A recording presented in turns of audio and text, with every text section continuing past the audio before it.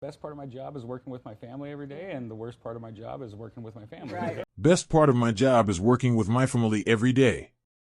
And the worst part of my job is working with my family. From the outside, Corey Harrison's life looked like the ultimate American dream: fame, money, and legacy, all neatly wrapped in the glitter of Las Vegas lights. Millions knew him as the confident, quick-witted Big H from the hit series Pawn Stars. A man who could turn dusty relics into pure profit with one sharp glance. But what the cameras didn't capture was a story much darker, one filled with quiet heartbreak, unseen battles, and the crushing weight of expectations that came long before fame ever arrived. Behind every deal, behind every smirk on television, was a man struggling to keep himself from collapsing under the pressure. And as his success grew, sodded the cracks in his life that no one could see. Corey Harrison was born on April 27, 1983 in Las Vegas, a city that never sleeps and never forgives weakness. His family had already built a small empire before he even came into the world. The gold and silver pawn shop wasn't just another business on a busy strip. It was a family cornerstone, co-founded by his grandfather, Richard "Old Man" Harrison, and later run by his father, Rick. The Harrisons weren't your typical family, but they were merchants, hustlers, and historians. Allen one. They didn't trade in toys or groceries. They traded in stories and the forgotten and the rare. Every object that came through that door carried history, value, and a lesson, and from the moment Corey could walk, he was surrounded by the smell of old wood, tarnished metal, and the steady rhythm of deals being made. While other kids were playing outside, Corey's playground was the pawn counter. His earliest memories weren't of cartoons or comic books. They were of his father haggling with customers and his grandfather meticulously appraising a Civil War rifle or a vintage Rolex. It was a world that demanded sharp instincts and quick thinking. And even as a boy, Corey was already paying attention. He learned early that money wasn't just about numbers. It was about people. The pawnshop taught him how to read faces, measure tone, and sense truth from a mile away. His grandfather used to tell him, "You don't make money by buying stuff, kid. You make money by reading people." And Corey took that to heart. By the time he was 9, Corey wasn't just hanging around the shop. He was working in it. He polished jewelry, organized the shelves, and watched the art of negotiation unfold like a chess match. Rick and the old man didn't sugarcoat anything for him. They were hard men shaped by hard business, and they made sure Corey understood the rules. Honesty mattered, but so did instinct. Every deal was a gamble, and the best players were the ones who could calculate risk faster than emotion. Those early lessons became the foundation of Corey's character. Methodical, cautious, but never afraid to take a chance when heck knew the odds. When he turned 12, something changed. Hester did handling small sales on his OWN.AT first. Customers didn't realize the quiet kid behind the counter was running their deal. But when they walked away, often surprised by how sharp he was, the staff began to notice. Corey wasn't just helping anymore, he was thriving. He had an uncanny ability to recognize authenticity, to spot the details others overlooked. His father and grandfather saw it, too. Rick once said, "Corey's got the eye. You can't teach that." It wasn't magic. It was years of watching, listening, and learning. He had spent so many hours behind that counter that reading value had become second-natured. By 13, he was identifying rare coins and antique weapons that even older employees couldn't place. He knew the difference between a replica and a genuine 19th-century saber just by its weight in his hand.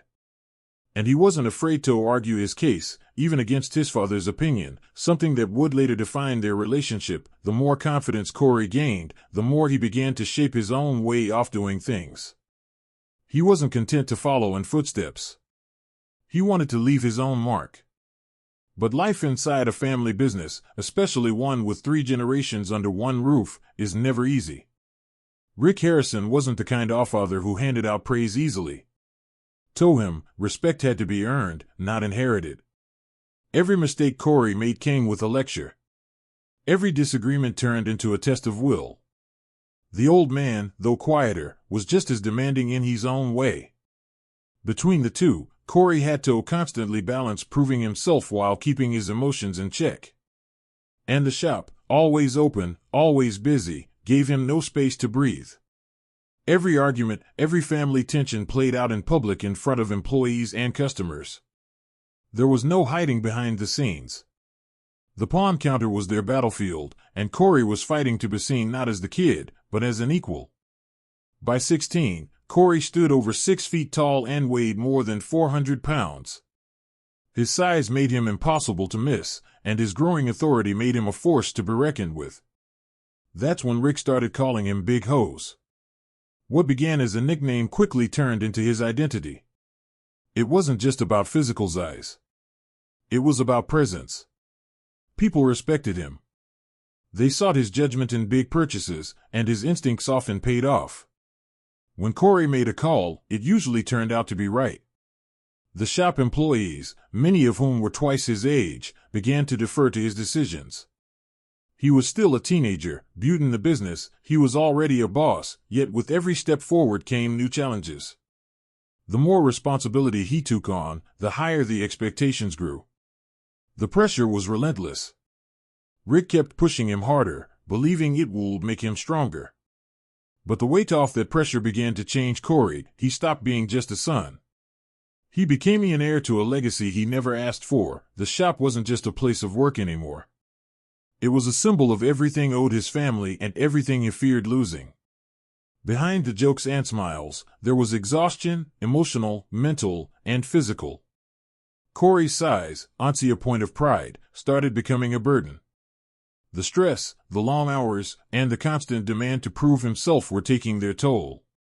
As the new millennium began, the gold and silver pawn shop was evolving. Las Vegas was booming, and tourists were beginning to take notice of the quirky, treasure-filled store off Las Vegas Boulevard. Corey's role grew with it.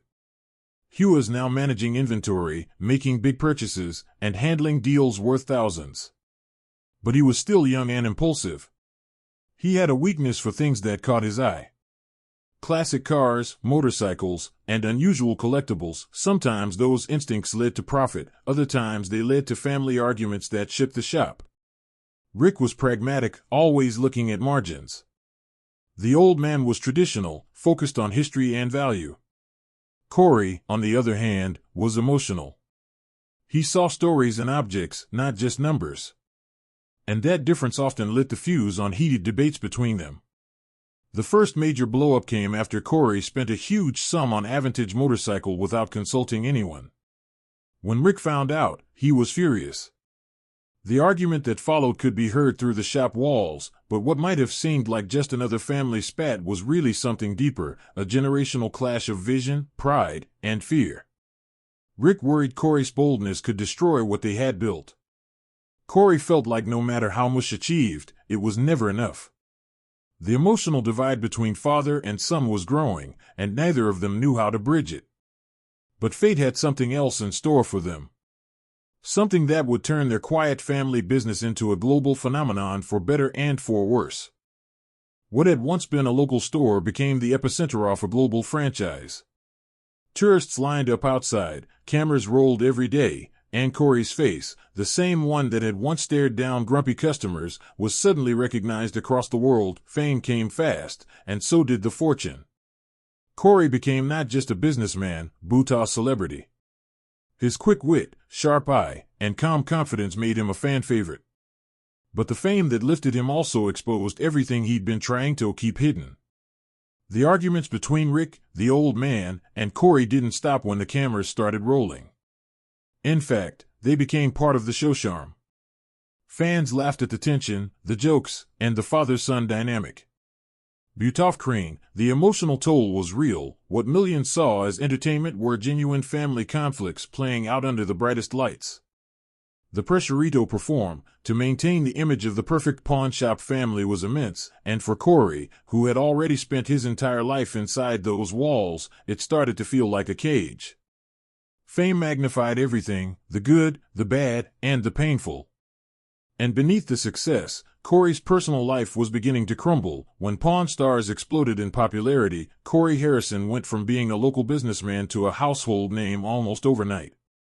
The shop that once served a few regulars every day suddenly had lines of tourists stretching around the block, all hoping for a glimpse of Big Hose and his family.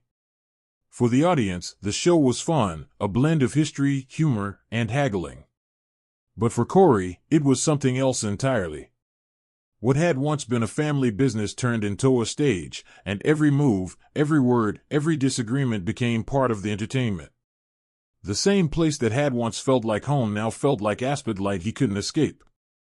The sudden fame brought money and attention, but also a sense of pressure Corey had never felt before.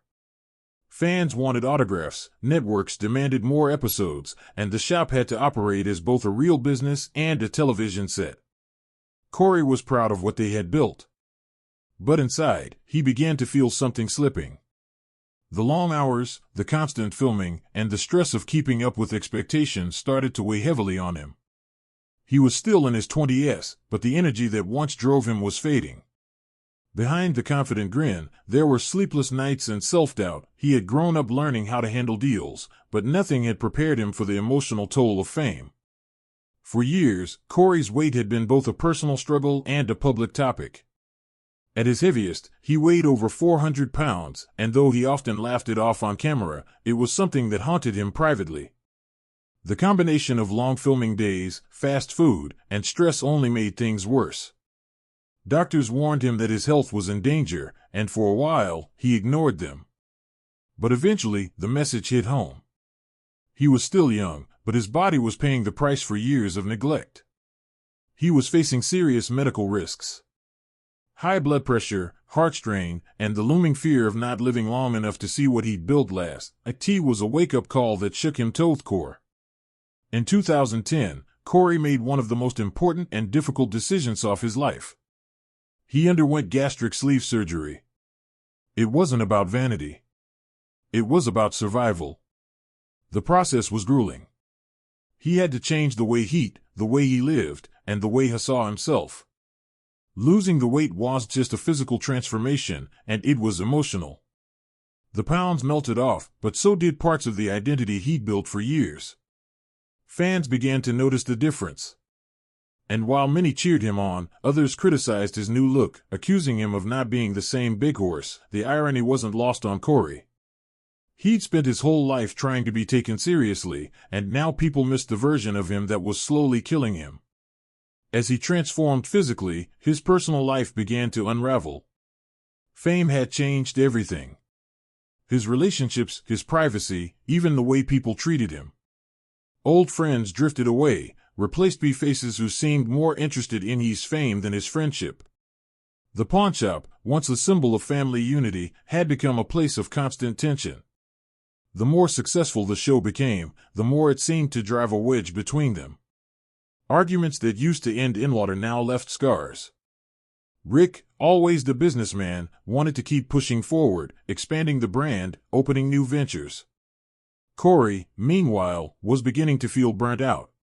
He wanted balance, peace, maybe even a chance to live a life outside the shop's walls, but he didn't know how. Corey's first marriage ended quietly, overshadowed by the noise of the show's success. Divorce wasn't something he ever wanted, but the constant filming schedule, travel, and emotional exhaustion made it impossible to maintain a healthy relationship. It wasn't the last heartbreak he'd face, but it was the first sign that the life he was living wasn't sustainable. Even after remarrying, later on, he found himself repeating the same patterns, trying to give pieces of himself to everyone until there was nothing left for him. The fame that once seemed like a blessing had become a wall, separating him from the people who truly cared. The more his personal life spiraled, the more he threw himself into work. He was determined to prove that he could handle the business, that he wasn't just Rick's kid, but deep down, Corey was beginning to feel trapped. The world saw him as confident and successful, but he was carrying the invisible weight of anxiety and loss. His grandfather, Richard Oldman Harrison, had been the family sanctuary. Tough but wise, gruff but loving in his own quiet way. When the old man passed away in 2018, the entire family and fans around the world were devastated. For Corey, the loss was personal in a way few could understand. The old man wasn't just his grandfather, he was his mentor, his teacher, and the only person who believed in him no matter what. Losing him felt like losing the foundation of everything he'd built his life around. After the old man's death, the family dynamic shifted dramatically. Rick was now the patriarch, carrying the business on